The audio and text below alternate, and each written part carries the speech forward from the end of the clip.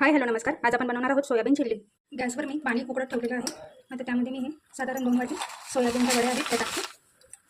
त्यासोबत थोडंसं मीठ टाकूया. 2 मिनटं उकळून घेऊया. आता यांना मी गाळून घेते. अतिरिक्त पाणी आपण काढून घेऊयात. आता एका बाउलमध्ये मी हे सोयाबीन टाकते. आता त्यामध्ये मी हे अद्रक आणि लसूणचं जाडसर ठेचून टाकलेलं आहे. आता त्यामध्ये मी काश्मीरी लाल मिरच पावडर टाकते. थोडंसं मीठ टाकूया. आता त्याला आपण छान मिक्स करून घेऊ. आता त्यावर थोडं थोडं करून मी कॉर्नफ्लॉवर टाकते.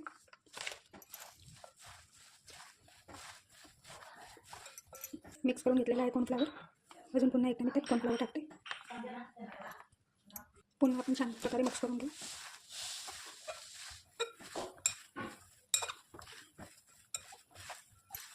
एकीकडे मी पॅनमध्ये तेल गरम करायला ठेवलेलं आहे.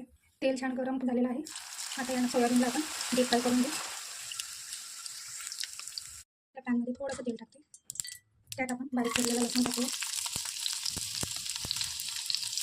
बारीक चिरलेलं अद्रक. आता त्यामध्ये मी बारीक चिरलेली मिरची टाकते. ऑप्शनल आहे. आता त्यामध्ये मी कांदा आणि शिमला मिरचीचं मोठं टाकून घेतलेलं आहे ते टाकूया. मिक्स करूया. 2-3 मिनटं आपल्याला या भाज्या सतत परतवत राहायच्या आहेत जेणेकरून त्या नरम होतील. कांदा आणि शिमला मिरची छान नरम झालेली आहे. त्यामध्ये मी आता 2 चमचे टोमॅटो सॉस टाकते. त्यासोबत 2 चमचे रेड चिली सॉस टाकूया.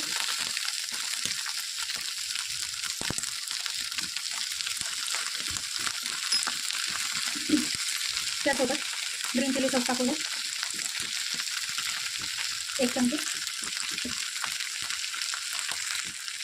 आणि सोया सॉस टाकूया. 1.5 चमचे सोया सॉस टाकून मिक्स करून घेऊ. आता त्यामध्ये मी थोडं पाणी टाकते. साधारण अर्धा ग्लास पाणी टाकते. एकीकडे मी कॉर्नफ्लॉवरची स्लरी तयार करून घेतलेली आहे. आता ते मी याच्यामध्ये थोडं थोडं करून टाकते. 2 चमचे मी घातलेले आहे. ग्रेव्ही छान घट्ट झालेली आहे. आता त्यामध्ये हे क्रिस्पी केलेले सोयाबीन टाकूया.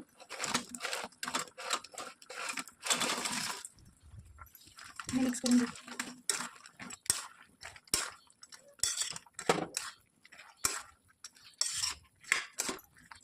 एक मिनटं आपण हाय फ्लेमवर राहू देऊया. आता मी गॅस बंद करते. तयार आहे सोयाबीन चिल्ली. घरी नक्की ट्राय करा.